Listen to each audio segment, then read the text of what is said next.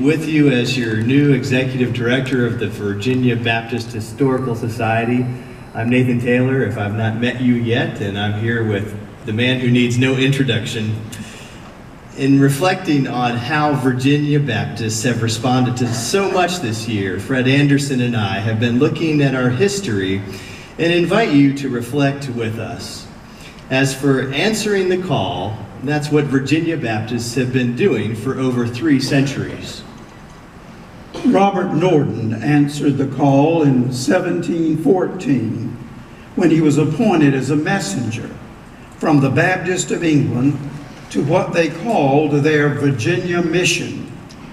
He planted the first Baptist church in the colony. He did not intend to stay, but the English Baptists never sent a replacement.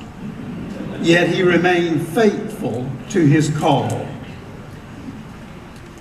John Waller answered the call to preach the gospel even when it was dangerous to be a Baptist in colonial Virginia.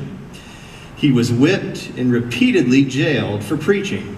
In 1771, in Middlesex County, the judge offered him release from prison if he would agree not to preach. He explained that he could not agree for fear of sinning against God. Through his preaching, some 5,000 people were converted. Lot Carey came to know Jesus while an enslaved person in Charles City County.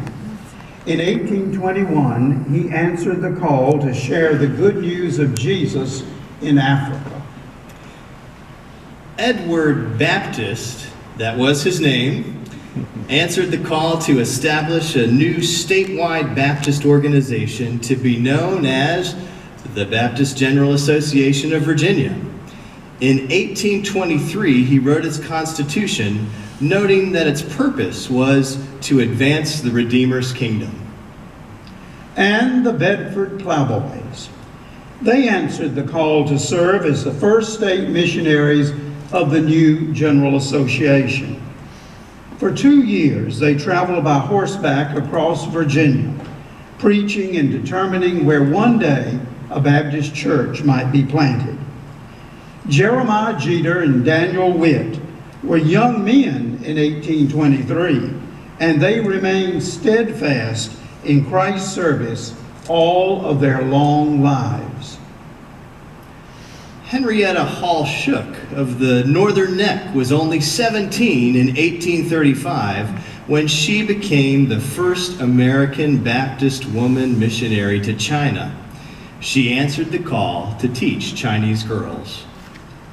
Noah Baldwin was one of hundreds of state missionaries of the General Association who answered the call as evangelists and church planters.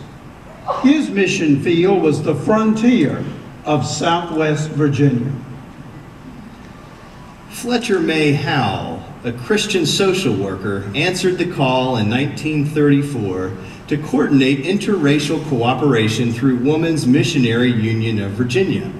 She planned statewide conferences, led camps for youth, and organized clubs that brought Black and white Baptist women together for social and service opportunities.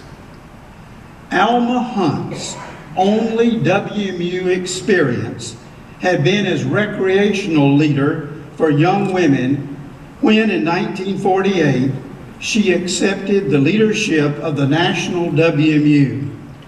She took that first step, which led to dramatic increases for the WMU.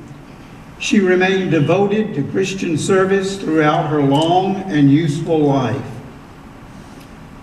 Marjorie Bailey answered the call to prison chaplaincy.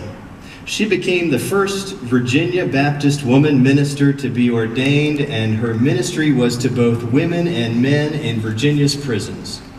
She was the first woman in America to serve as a chaplain in a male maximum security prison. She was right where God had called her to serve.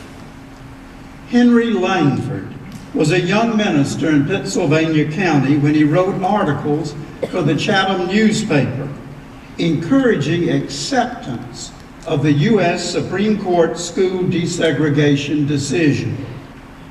His call to advocacy for civil rights cost him his pastorate, yet he continued to serve in ministry through the Alcohol and Narcotics Education Council. Thousands, hundreds of thousands, millions of Virginia Baptists across the long centuries have answered the call, and the call continues to come. Virginia Baptists still answer, "Here am I, send me." God's blessings upon you, Virginia Baptists. Thank you for partnering with us in this work and for helping us to share the still unfolding story.